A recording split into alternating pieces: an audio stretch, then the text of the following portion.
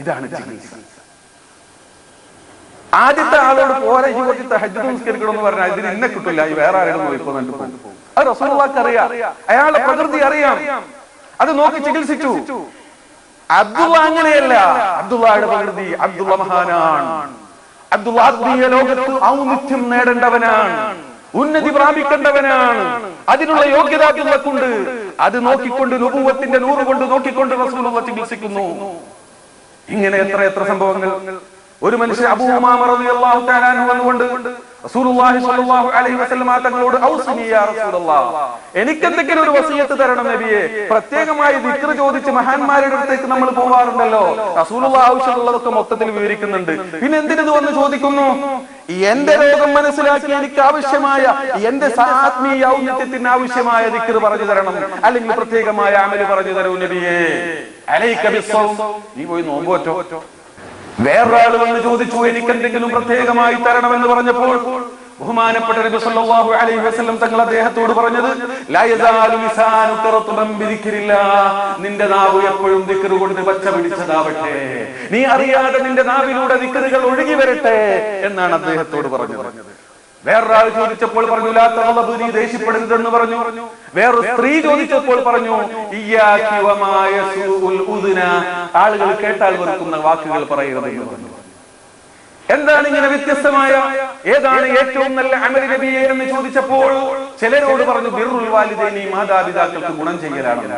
മറ്റു ചിലരോട് പറഞ്ഞു സലാം വർദ്ധിപ്പിക്കലാണെന്ന്.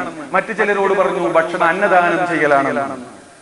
എന്തുകൊണ്ട് വ്യത്യാസം സംഭവിച്ചു? സഹീഹ് ശറഹ് മുസ്ലിമിൽ ഇമാം നവവി തങ്ങൾ പറയുന്നു, ഖാലൽ ഉലമാ, പണ്ഡിതന്മാർ പറഞ്ഞു, ഇങ്ങനെ ചോദ്യത്തിന് ഉത്തരമായും അല്ലാതെയും ഇങ്ങനെ വ്യത്യസ്തമായ മറുപടി നബി സല്ലല്ലാഹു അലൈഹി വസല്ലമ തങ്ങളിൽ നിന്ന് വ്യത്യസ്തമായ മറുപടിയും വ്യത്യസ്തമായ ഉപദേശങ്ങളും വരാൻ കാരണം ലിഖ്തിലാഫി ഹാലിസ് സായിലി വൽ ഹാദിരീൻ, ഈ ചോദിച്ച ആളുടെയും അല്ലെങ്കിൽ സദസ്സിലുള്ള ആളുകളുടെ അവസ്ഥ വ്യത്യാസപ്പെട്ടതുകൊണ്ടാണ്.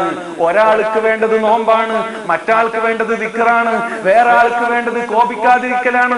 ഇങ്ങനെ അവന്റെ പ്രകൃതി മനസ്സിലാക്കിക്കൊണ്ട്, അവനുള്ള രോഗം എന്തെന്ന് റസൂലുള്ളാഹി മനസ്സിലാക്കിക്കൊണ്ട് അതിന് യോജിച്ച ചികിത്സ ആ ഡോക്ടറാകുന്ന പ്രവാചകൻ, ആത്മീയ ഡോക്ടർമാരുടെ നേതാവായ മുഹമ്മദ് മുസ്തഫ സല്ലല്ലാഹു അലൈഹി വസല്ലം തങ്ങൾ നിർദ്ദേശിക്കുകയായിരുന്നു ഇവിടെ എന്ന് പണ്ഡിതന്മാർ പറയുന്നു.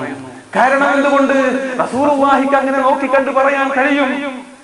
സഹീഹുൽ ബുഖാരി ഉദ്ധരിക്കുന്ന ഒരു ഹദീസിൽ വരുന്നു, അതിന്റെ വിശദ വിവരം മറ്റ് റിപ്പോർട്ടുകളിൽ വന്നിട്ടുണ്ട്. ഒരിക്കൽ റസൂലുള്ളാഹി നമസ്കാരം കഴിഞ്ഞ് സലാം വീട്ടിയപ്പോൾ ബാക്കിലുള്ള ഒരു മനുഷ്യന്റെ സുജൂദ് സഹീഹായിരുന്നില്ല, അദ്ദേഹത്തിന്റെ നമസ്കാരം ശരിയായിരുന്നില്ല. അദ്ദേഹത്തോട് സലാം വീട്ടിയതിന് ശേഷം ഏറ്റവും ബാക്കിലുള്ള ഒരാളാണ് നമസ്കാരം കഴിഞ്ഞ് സലാം വീട്ടി തിരിഞ്ഞിരുന്നിട്ട് പറഞ്ഞു, ഹൽ തറൗന അന്ന ഖിബ്ലതി ഹാഉന, നിങ്ങൾ വിചാരിക്കുന്നോ എന്റെ ഖിബ്ല ഇവിടെ മാത്രമാണെന്ന്?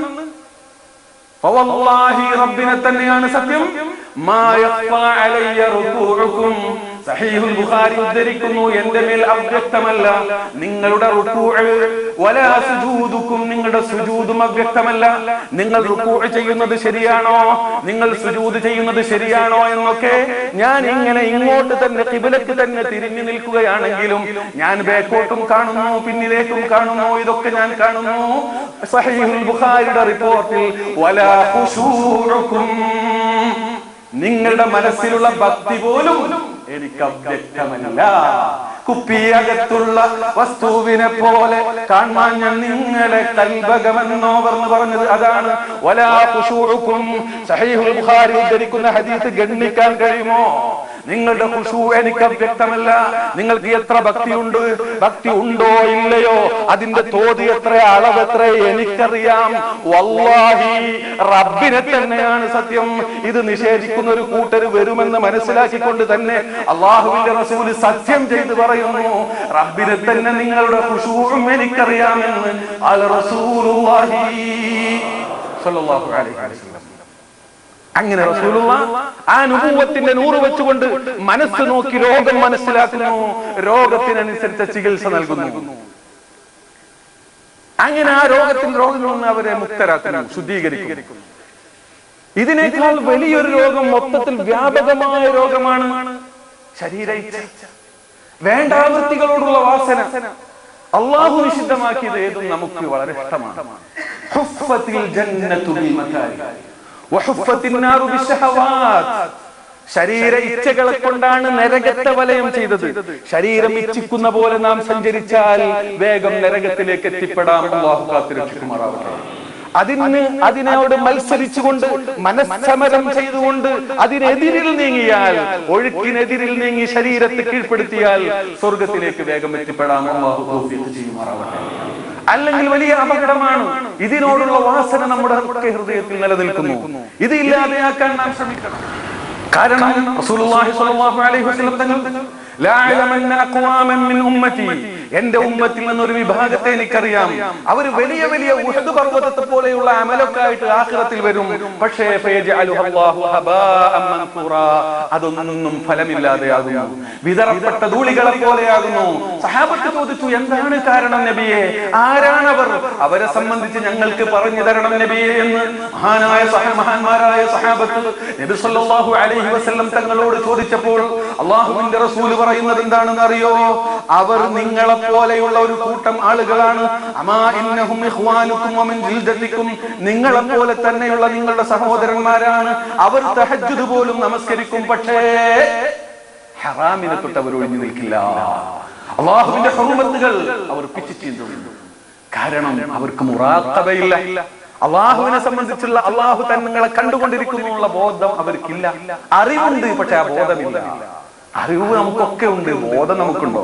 നമ്മൾ നമസ്കാരത്തിൽ തന്നെ 5 മിനിറ്റ് നീണ്ടു നിൽക്കുന്ന നമസ്കാരത്തിൽ തന്നെ അള്ളാഹുവിനെ സംബന്ധിച്ചുള്ള ഒരു ഓർമ്മ ഉണ്ടാക്കാൻ നമ്മൾ എത്ര പാടുപെടുന്നു സഹോദരന്മാരെ. എന്നാൽ അൻതഅബ്ദുല്ലാഹ് എന്ന് പറഞ്ഞാൽ നിസ്കരിക്കുമ്പോൾ ഈ ബോധം ഉണ്ടാവുക എന്നല്ല. വമാ ഖലഖതുൽ ജിന്ന വൽ ഇൻസ ഇല്ലാ ലിയഅബ്ദൂൻ, മനുഷ്യനെയും ജിന്നിനെയും അല്ലാഹു സൃഷ്ടിച്ചത് ആരാധിക്കാൻ വേണ്ടിയാണ്. മനുഷ്യന്റെ മുഴുവൻ ചലനങ്ങളും ചിന്തയും എല്ലാം ഇബാദത്ത് തന്നെയാണ്, മുഴുവനും ഇബാദത്താണ്. ഇവിടെയൊക്കെ ഈ മുറാഖബയോ അല്ലെങ്കിൽ മുശാഹദയോ, നിരീക്ഷണമോ അല്ലെങ്കിൽ ദിവ്യ സാക്ഷ്യമോ വേണം. അതിനുള്ള പ്രവർത്തനമാണ് തരീഖത്തിലൂടെ നടക്കുന്നത്. നിങ്ങൾ നോക്കൂ, ആദ്യമായി ഈ മആസി, അള്ളാഹു നിരോധിച്ച വെറുത്ത കാര്യങ്ങളിൽ നിന്ന് അതിനോടുള്ള ഒരു വെറുപ്പുണ്ടാക്കി തീർക്കണം. മനുഷ്യനാണ് ചിലപ്പോഴൊക്കെ പെടും, പക്ഷെ അതിനോട് വെറുപ്പുണ്ടാക്കി മാനസികമായ വെറുപ്പുണ്ടാക്കി തീർക്കണം. അൽ ഖയ്യിസു ബുദ്ധിമാൻ മൻ ദാന നഫ്സ, ശരീരത്തെ കീഴ്പ്പെടുത്തിയവനാണ്, ശരീരത്തെ പാകപ്പെടുത്തിയവനാണ്. ശരീരത്തിന്റെ ഇഷ്ടത്തിനനുസരിച്ച് ഇങ്ങനെ വിട്ടുകൊടുക്കുന്നവനല്ല, അതിന് അള്ളാഹുവിന്റെ ഇഷ്ടത്തിനനുസരിച്ച് കീഴ്പ്പെടുത്തുന്നവനാണ്.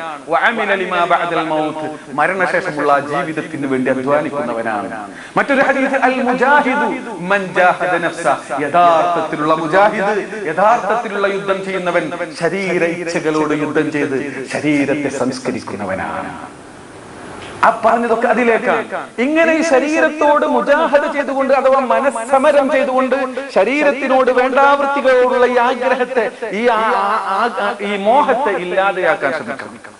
അത് ഒന്നാമത്തെ ഒരു തഖ്വയാണ്. ഈമാൻ കഴിഞ്ഞതിന് ശേഷമുള്ള തഖ്വയാണ്. ഈ തഖ്വ കഴിഞ്ഞാൽ രണ്ടാമതായി അവിടെ നിൽക്കുന്നില്ല, ശുബ്ഹകളിൽ നിന്ന് ഒഴിഞ്ഞു നിൽക്കാൻ, സംശയാസ്പദമായ കാര്യങ്ങളിൽ നിന്ന് ഒഴിഞ്ഞു നിൽക്കാൻ ശരീരത്തെ പാകപ്പെടുത്തണം. രണ്ടാമത്തെ തഖ്വ, സംശയമുള്ള കാര്യങ്ങൾ ഉപേക്ഷിച്ച് സംശയമില്ലാത്തത് എടുക്കുക. സംശയാസ്പദമായ കാര്യങ്ങളെ തൊട്ട് തഖ്വ ചെയ്താൽ അവന്റെ ദീനും അവന്റെ അഭിമാനവും സംരക്ഷിച്ചു കഴിഞ്ഞു എന്ന് അല്ലാഹുവിന്റെ റസൂൽ പറഞ്ഞു. അപ്പോൾ ആദ്യം ഹറാമിൽ നിന്ന് ഒഴിഞ്ഞു നിൽക്കുന്നു, അതുകൊണ്ടായില്ല. പിന്നീട് സംശയാസ്പദമായ കാര്യങ്ങളിൽ നിന്ന് ഒഴിഞ്ഞു നിൽക്കാൻ ശ്രമിക്കുന്നു, അതിന് ശരീരത്തെ പാകപ്പെടുത്തുന്നു. രണ്ടാമത്തെ തഖ്വ, ഈമാനിന് ശേഷമുള്ള രണ്ടാമത്തെ തഖ്വ. അതും കഴിഞ്ഞാൽ പിന്നെയും അവിടെയും നിൽക്കുന്നില്ല. അനുവദിച്ച കാര്യങ്ങളിൽ നിന്ന് പോലും ഒഴിഞ്ഞു നിൽക്കാൻ ശരീരത്തെ പാകപ്പെടുത്തുന്നവനാണ് പരിപൂർണമായ മുത്തഖീ. മുത്തഖീങ്ങളുടെ പരിപൂർണമായ അവസ്ഥയിലേക്ക് മനുഷ്യൻ ഉയരുകയില്ല.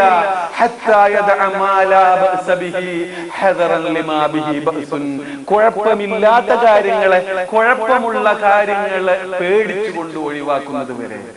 കുഴപ്പമില്ലാത്ത ലാഭസയെ, കുഴപ്പമില്ലാത്ത കാര്യങ്ങളെ, പ്രശ്നമില്ലാത്ത കാര്യങ്ങളെ പോലും അവൻ ഉപേക്ഷിക്കുന്നു, അഥവാ അനുവദിച്ച കാര്യങ്ങൾ പോലും ഉപേക്ഷിക്കുന്നു. എന്തിന്റെ പേരിൽ?